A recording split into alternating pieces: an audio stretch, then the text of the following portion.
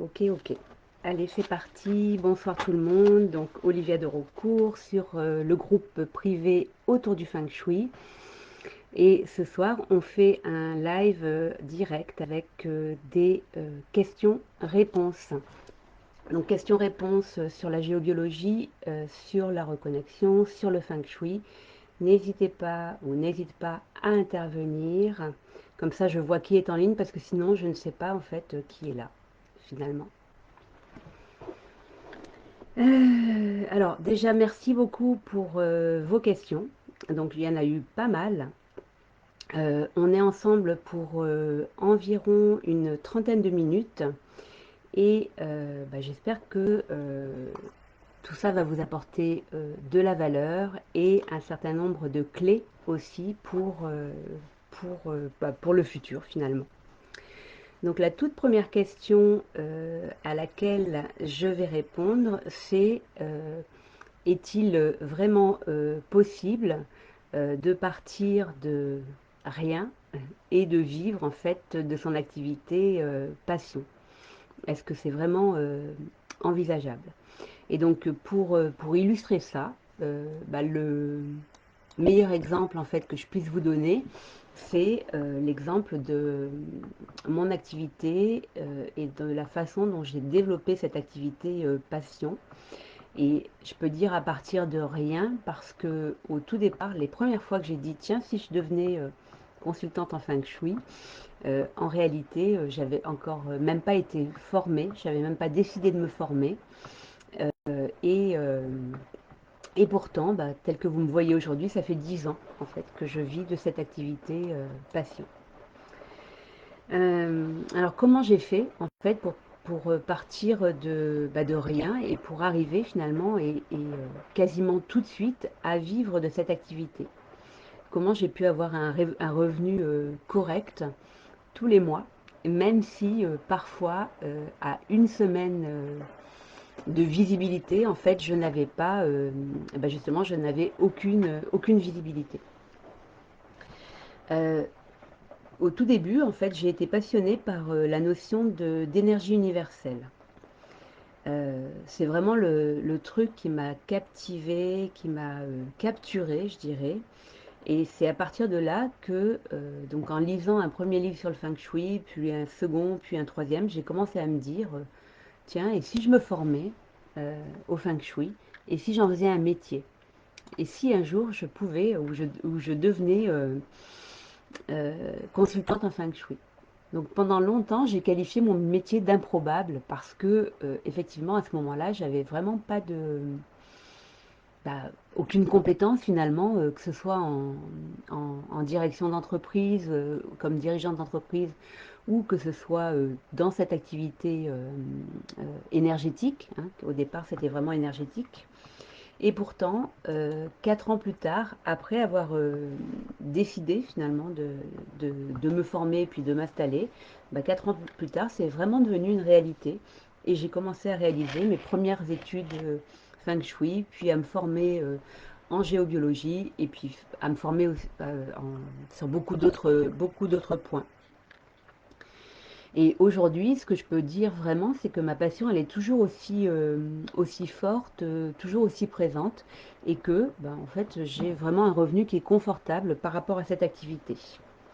Donc j'ai commencé, comme vous l'avez compris, par me former au Feng Shui. Mais très rapidement, ça n'a pas été suffisant, cette formation au Feng Shui. C'est une formation au Feng Shui traditionnel, j'en ai d'ailleurs fait plusieurs. Mais rapidement, en fait, j'ai trouvé qu'il me manquait différentes dimensions dans ces formations Feng Shui. Et c'était les dimensions les dimensions de développement de soi, d'ouverture de conscience, d'expansion de conscience. Et pour ça, en fait, je me suis formée on va dire, au supramental. Je me suis formée aussi à d'autres disciplines de la métaphysique chinoise, comme l'astrologie chinoise, qui m'a donné cette dimension en fait pour aller chercher ce qui me manquait en termes de connaissance de moi d'abord, et puis après pour aider mes clients en fait dans ce sens-là. Et j'ai aussi suivi un enseignement fondamental d'un médium guérisseur russe qui ont fait que j'ai pu développer mon activité différemment de ce qu'elle est proposée et puis surtout approfondir toujours davantage cette connaissance de moi-même et donc aider en fait mes clients à faire de même. Ce que j'ai fait aussi tout au long de cet apprentissage, en fait, c'est que j'ai toujours expérimenté tout ce que j'apprenais finalement, en tout cas tout ce qui résonnait, qui faisait sens pour moi en termes de connaissances et d'informations. Et aussi, j'ai toujours eu à cœur de transmettre ce que je comprenais, ce que j'apprenais.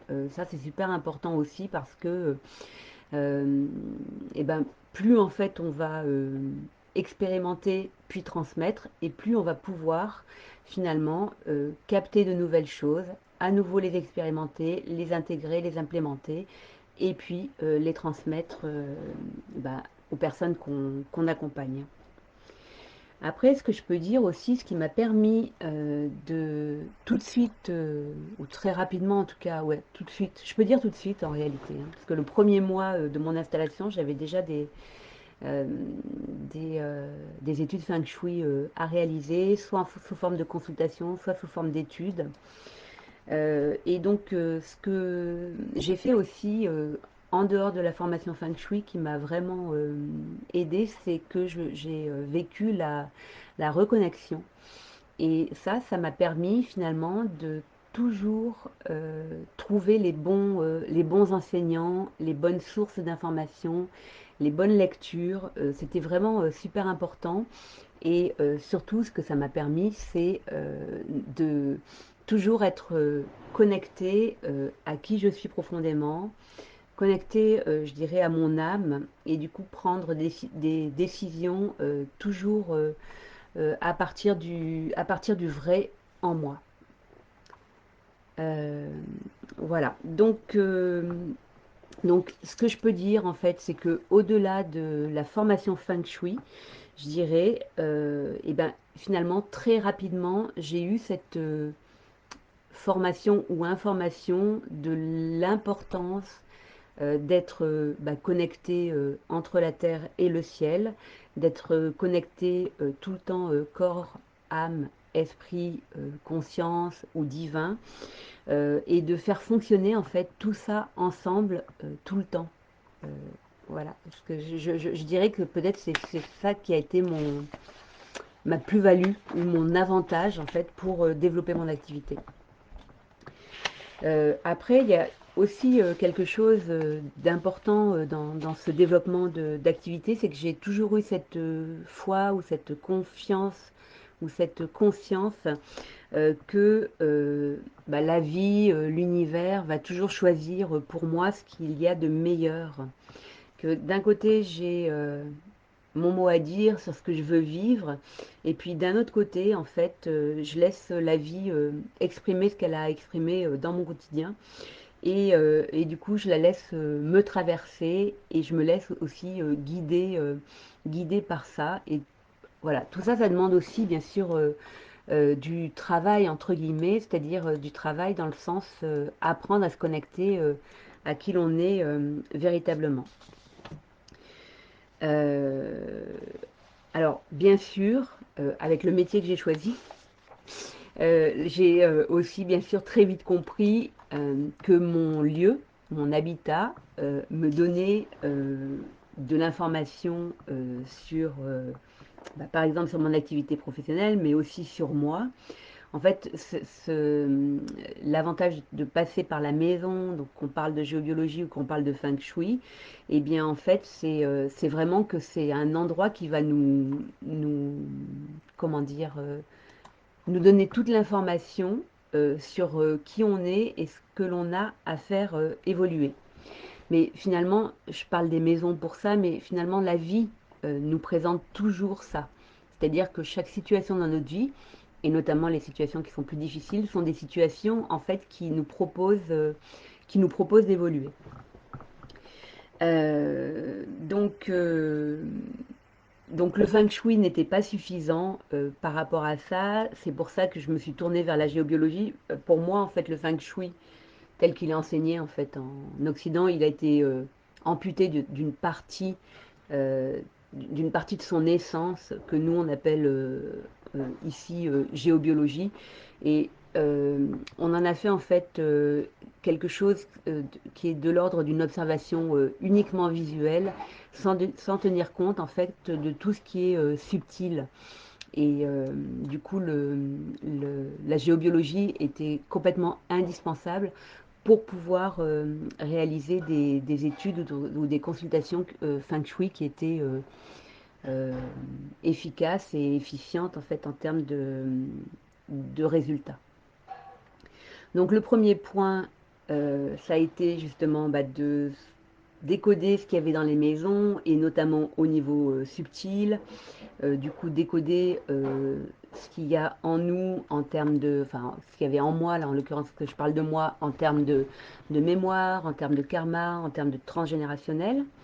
Deuxième point, ça a été donc ma rencontre avec la reconnexion, donc dont j'ai parlé tout à l'heure, et puis aussi avec cette conscience que tout est vibration, tout émane, que nous-mêmes on est vibration, que en fonction de ce que l'on vibre, et bien en fait on va attirer des choses plus ou moins agréables pour nos vies, et donc du coup au-delà du fait de faire harmoniser sa maison ou d'harmoniser soi-même sa maison, et au-delà du fait de réaliser le feng shui de sa maison, ce qui est super méga important, c'est d'apprendre en fait à garder ces bonnes vibrations tout le temps en fait, parce qu'on est en train de créer notre futur tout le temps. Donc du coup, si on n'apprend pas à observer ce qui nous arrive dans l'énergie, ce que l'on laisse entrer en nous, et si on n'apprend pas en fait à dealer avec tout ça, bah, ça va être très difficile de garder du coup de garder de la confiance dans ce que l'on est en train de faire.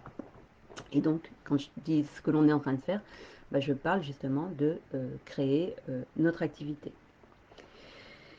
Donc, notre responsabilité, en fait, elle est très grande dans l'observation de ces énergies, et en même temps, elle nous amène à faire preuve de beaucoup d'humilité aussi dans tout ça.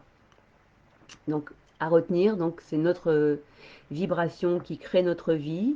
Euh, On peut toujours modifier cette vibration dans l'instant présent, donc ça c'est aussi super important. C'est-à-dire qu'on n'attend pas en fait d'être en face de son thérapeute ou de son coach pour changer ses énergies. On peut le faire nous-mêmes, ça s'apprend, et c'est vraiment indispensable en fait de le faire par soi-même. Et le troisième point qui m'a conduit à créer mon activité passion, bah, bien sûr, ça a été le feng shui, parce que le feng shui, en fait, une fois qu'on a nettoyé tout ça avec la géobiologie, une fois qu'on a appris à manager sa vibration, à créer la vie qui nous ressemble, et bien en fait, on peut créer notre futur avec le feng shui. Euh, voilà ce que je peux vous dire par rapport à la création de mon activité. Mais un des points majeurs va être d'être toujours suffisamment dans la confiance. Donc il y a une dimension de conscience et une dimension de confiance.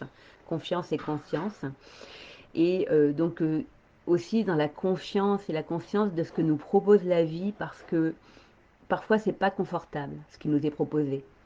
Euh, Honnêtement, mon ego n'aurait jamais imaginé s'intéresser au feng shui, encore moins s'intéresser aux vibrations basses, occultes, cachées, ésotériques que propose la géobiologie. Mais si on va plus loin que ça, jamais mon ego n'aurait choisi d'avoir une activité qui a été dans ma vie d'avant, on va dire dans ma vie de salarié, une activité commerciale. Euh, Moi, si j'avais écouté mon ego, qui était plutôt un ego dévalorisant et négatif, je dirais, je serais restée à étudier tranquillement chez moi, derrière mon écran, et surtout pas à communiquer vers les autres, et jamais j'aurais été vendre des programmes de formation à des dirigeants d'entreprise, par exemple. comme je le fais aujourd'hui et comme je l'ai fait dans ma vie de salarié auparavant.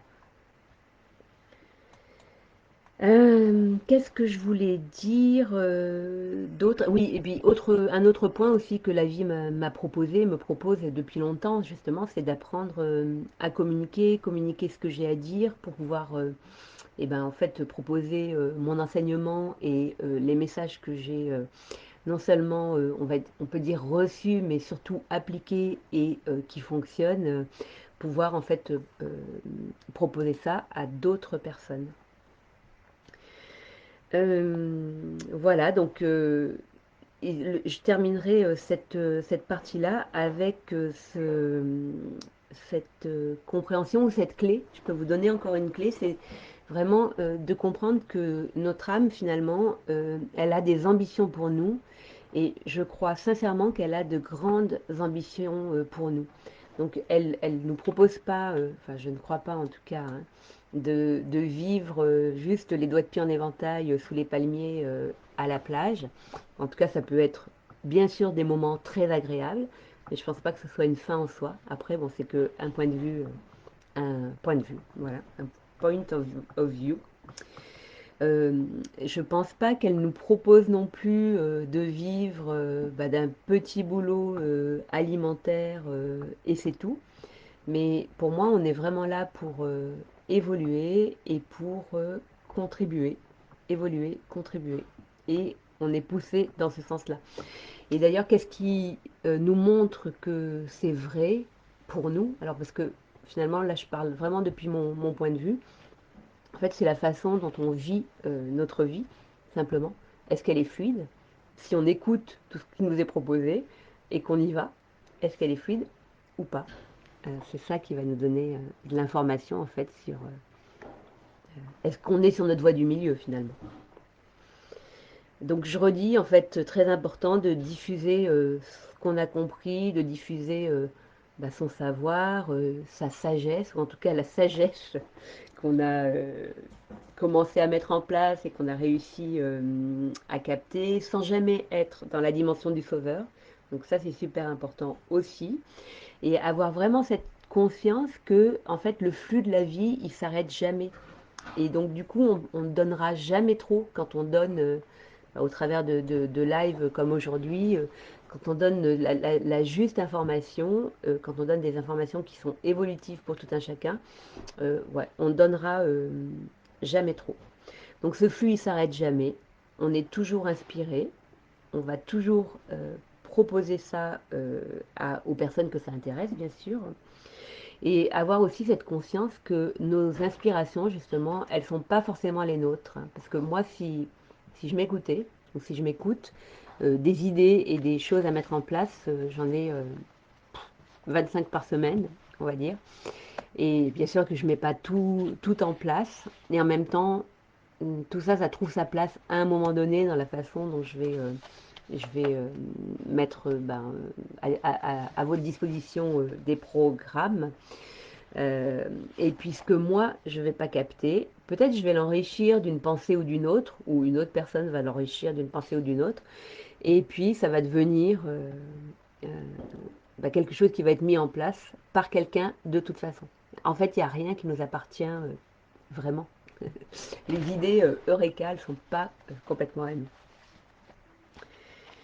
Euh, Qu'est-ce que je peux dire de plus aussi dans tout ça, en fait, dans le parcours que je vous ai proposé, en fait, ce qui est essentiel à mes yeux, c'est de ne pas refuser de vivre notre vie dans la 3D. Hein, parce que c'est ici que ça se passe et qu'on est toujours et physique et énergétique et connecté, en fait, au divin, à plus grand que nous, à la conscience pure. Voilà.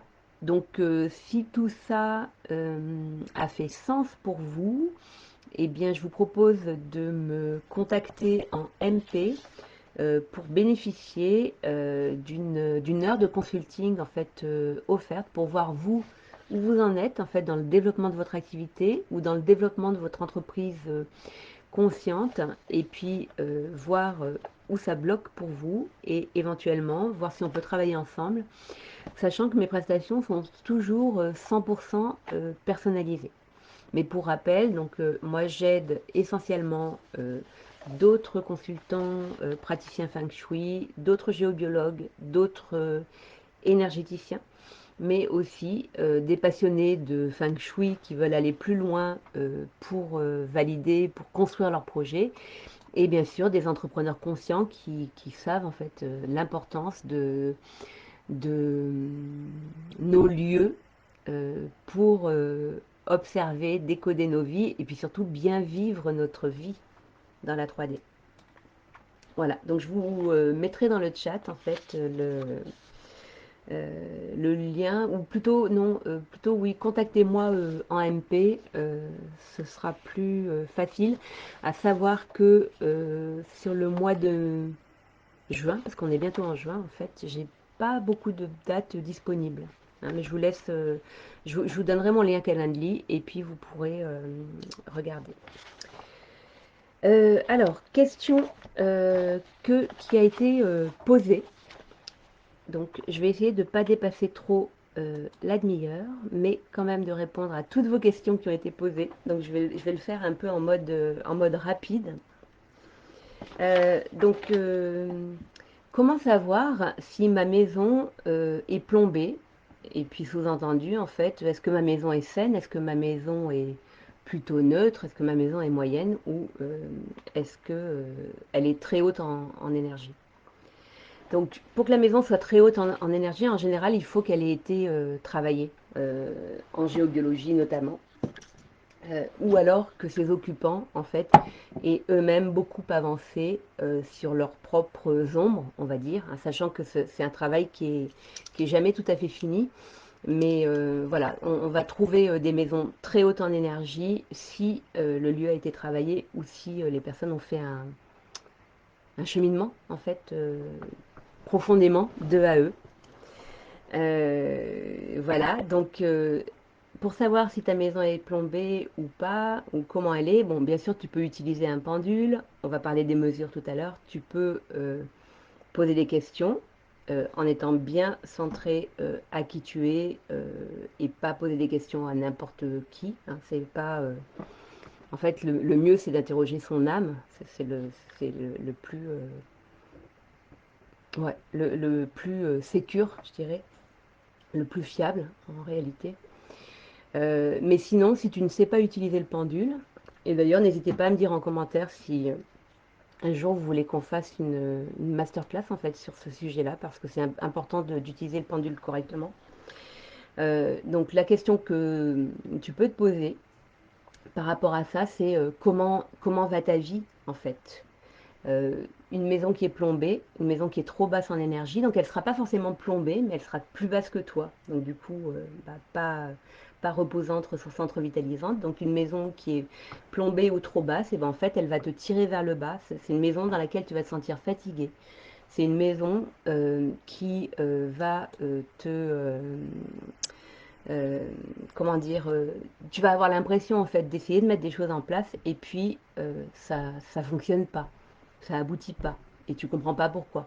Ou alors tu vas aller voir des thérapeutes, un ostéo pour différentes douleurs par exemple, etc. Et puis les soins, même si sur le moment ils sont bénéfiques, bah, les soins en fait euh, vont pas tenir dans le temps. Après aussi, par rapport à ton activité et au développement de ton activité, et ben en fait, dans un lieu qui est trop bas en énergie, et ben il risque de ne pas attirer de clients ou pas attirer les bons clients, d'accord? Parce qu'il va attirer des clients en lien avec son énergie. Voilà, donc bah, demande-toi en fait où est-ce que ça bloque, est-ce que ça bloque, et si c'est pas fluide, ça vaut vraiment le coup de faire une observation de l'état de ton espace, de ta maison ou de ton entreprise. C'est là qu'il y a c'est là qu'il y a des problèmes. Voilà.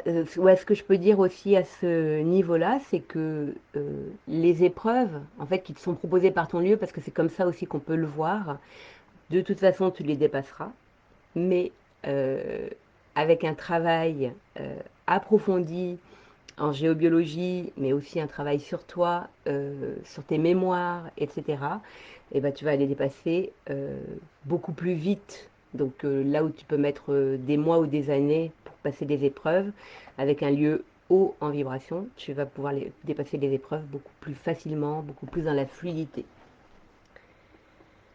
Il y a une question qui est arrivée aussi, c'était en fait, mais je comprends absolument pas de quoi parlent les géobiologues parce qu'il n'y en a pas un qui parle de la même mesure.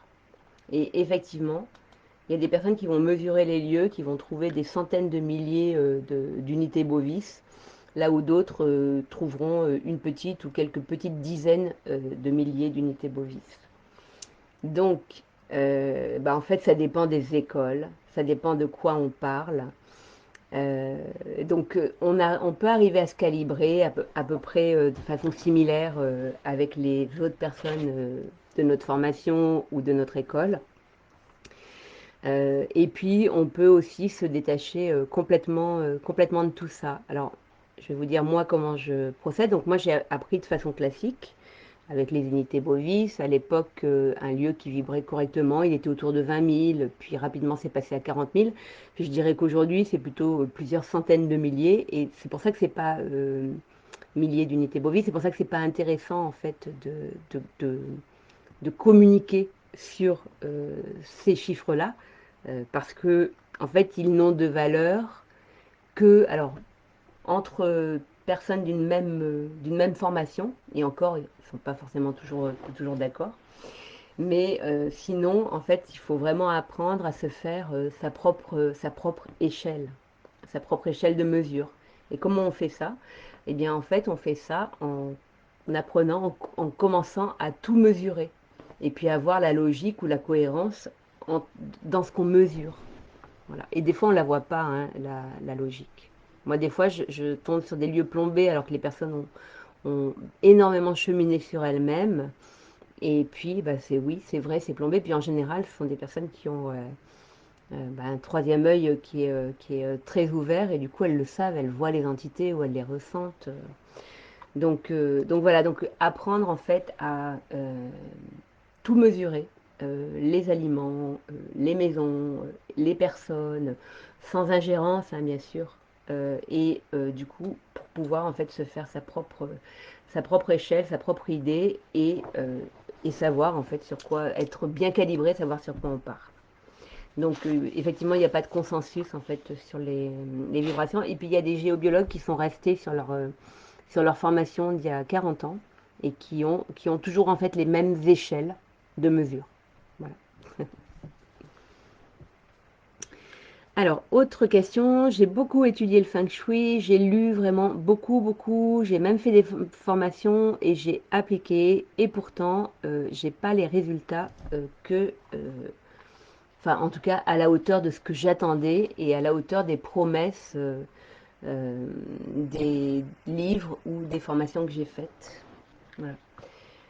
Donc là, je vais renvoyer une question, c'est est-ce que ton lieu a été observé d'un point de vue vibratoire et en géobiologie, parce que tu peux mettre en place toutes les préconisations que tu veux en feng shui. Si ton lieu est trop bas en vibration, il n'y aura pas de résultat. Mais vraiment, c'est, euh, j'ai envie de dire, c'est mathématique. Donc ça peut être ça. L'autre point peut-être que tu peux regarder, c'est à quel point tu crois en ce que tu mets en place, à quel point tu as la foi, en fait, par rapport à ce que tu fais. Et autre point aussi, qui n'est pas du tout enseigné, mais qui est pourtant est essentiel, c'est comment vas-tu, toi, en termes de vibration, et comment fais-tu pour garder une vibration haute au quotidien. Ce qu'on pourrait prendre comme exemple, si tu veux, c'est que si tu crois à ce que tu fais, euh, alors, je vais grossir un peu le trait, mais un jour sur deux, et que le lendemain ou le surlendemain, tu te décourages, c'est un peu comme si tu emplissais, tu sais, un sac ou un seau d'énergie, mais qu'en même temps, dans ce seau, il y avait des fuites et que du coup, l'énergie, en fait, elle baisse, elle baisse, elle baisse, elle baisse au fur et à mesure que toi, tu doutes ou tu te décourages, tu te doutes ou tu te décourages. Et puis c'est comme si aussi tu donnais des ordres et des contre-ordres au fil des jours. Et du coup, bah, tu n'obtiens rien parce que ta vibration est trop basse, ou juste un petit peu parce que bah, de temps en temps, tu arrives à remonter comme ça. Mais comme tu rebaisses, et ben en fait, les résultats, ils sont pas du tout à la hauteur de ce que tu voulais. Donc tout ça, en fait, pour garder cette vibration haute, c'est vraiment super bien d'être accompagné parce que, alors bien sûr, tout ça, ça se passe de soi à soi, mais parfois, bah, on n'a pas la bonne lecture, en fait. On a besoin d'un œil extérieur pour voir ce qui est en train de se passer, finalement. Que dire d'autre? Coucou Daphné.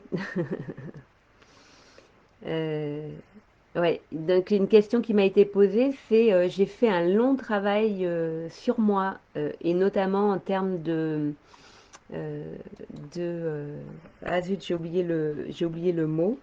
Euh, c'est pas généalogie, c'est psychogénéalogie, ouais. Et en termes de vie antérieure, etc. Et donc, qu'est-ce que peut m'apporter la géobiologie, ou plutôt la géobiorésonance telle que tu la pratiques en plus? Eh bien, en fait, si tu veux, ce travail sur nos mémoires, sur le transgénérationnel, sur le karmique, etc., en réalité, il n'est jamais complètement terminé. Euh, la vie va toujours nous proposer d'aller voir un petit peu plus loin. Mais par contre, là où il y a une grosse différence, c'est que si on fait ça en conscience et correctement, finalement, ça doit être quelque chose qui n'est pas souffrant. C'est-à-dire on va le faire avec toujours plus de fluidité.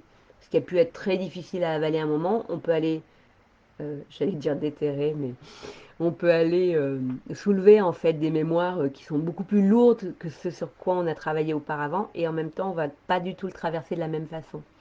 Donc, si tu as déjà vu des vidéos en fait que j'ai proposées, il faut vraiment voir l'évolution comme un 8 de l'infini, tu sais, mais à la verticale, avec cette idée qu'on évolue, on intègre et on va chercher toujours un peu plus profondément. Et ce qu'il faut apprendre, c'est que les moments d'intégration et les moments où on va chercher encore des ombres et encore des ombres, eh bien en fait ces moments-là, ils doivent être de plus en plus fluide et de plus en plus facile à traverser. Et on remonte. Et on va chercher un cran plus haut de vibration haute. Voilà. Donc ce processus-là, il ne s'arrête pas. Mais ce qui nous montre qu'on est sur le bon chemin, sur la bonne voie, bah, en fait, c'est encore une fois, c'est la fluidité de notre vie, tout simplement. Donc, on va continuer à aller chercher en termes de connaissance de soi. Et donc, pour répondre à ta question, qu'est-ce que peut apporter la géobiorésonance? Et ben, en fait, d'aller vraiment déblayer beaucoup en une fois. Mais ça ne veut pas dire qu'il n'y aura pas encore plus tard du déblayage. Sauf que ça devient, c'est pas du tout fatigant en fait au jour le jour. Voilà. C'est là qu'il y a une différence en réalité. Question qui m'a été posée, c'est est-ce que ça marche pour tout le monde, euh, euh, la géobiologie ou le feng shui? Et oui, bien sûr, ça marche pour tout le monde.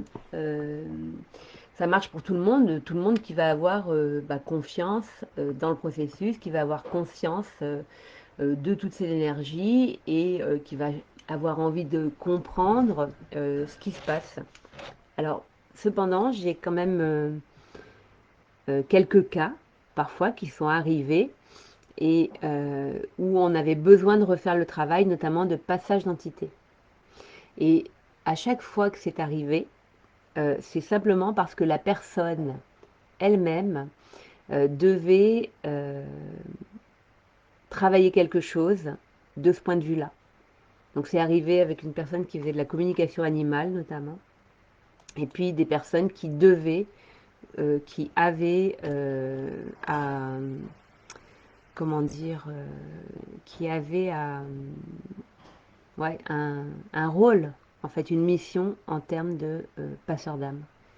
Voilà. Et voilà. C'est l'expérience que j'ai, hein, les quelques fois où le travail n'a pas tenu, en fait, c'était vraiment que la personne devait apprendre à faire ce travail elle-même et à sa façon. Et ça voulait pas dire non plus en faire un métier, ça voulait pas dire devenir médium ou quoi. Non, non.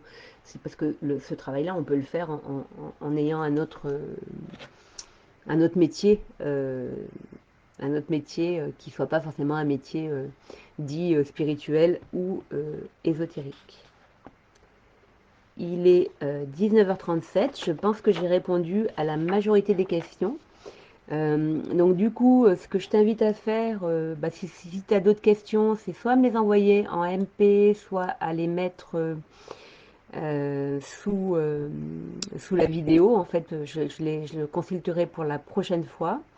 N'hésite pas à donc me contacter en MP aussi si tu as des questions, si tu veux bénéficier de cette heure de consulting dont j'ai parlé tout à l'heure. C'est-à-dire voir en fait pourquoi ton activité se développe pas comme tu le souhaites, voir ce qu'on peut faire ensemble et voir où est-ce que ça bloque.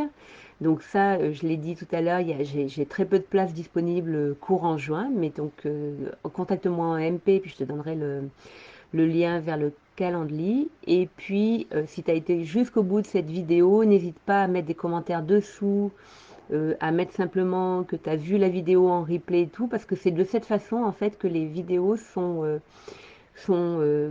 vues et accessibles pour les autres.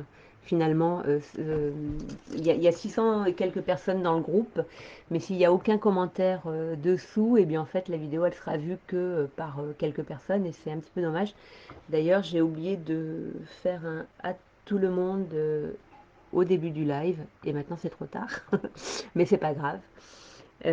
Voilà, donc n'hésite pas si tu as une dernière question à me la poser dans le chat. Et puis si c'est pas le cas, bah, donc pour toi qui es arrivé en retard, tu pourras revoir le début de la vidéo. Et puis si tu as des questions, j'y réponds au plus vite. Euh, je suis en train de me demander si j'ai pas oublié des choses par rapport à ce que j'avais noté, mais oui, j'ai pas reparlé de la prestation Géo Harmony Connect, mais ça c'est une façon de d'harmoniser ton lieu toi-même et très en profondeur. Donc c'est une prestation en fait qui est super, mais j'en ai parlé dans le live d'avant, donc si tu veux aller voir, je vais pas recommencer, j'en reparlerai de toute façon. Et, euh, et donc, à nouveau, ben, en fait, je consacre du temps donc, pour ces lives à peu près une fois par semaine. Et sinon, mon activité, c'est vraiment de t'accompagner, et notamment si tu es consultant en feng shui, géobiologue, énergéticien, et puis si tu es conscient de notre monde en fait qui n'est pas que fait de la 3D et de nos cinq sens, mais qui va bien au-delà de tout ça. En tout cas, merci d'avoir été là et très très belle soirée ou journée en fonction du moment où tu regardes le replay. Et n'hésite pas à liker, à mettre que tu as vu le replay dans les commentaires. Ça me fera toujours plaisir et je te souhaite le meilleur. Et je te souhaite un lieu reposant, ressourçant et revitalisant. À bientôt, bye bye.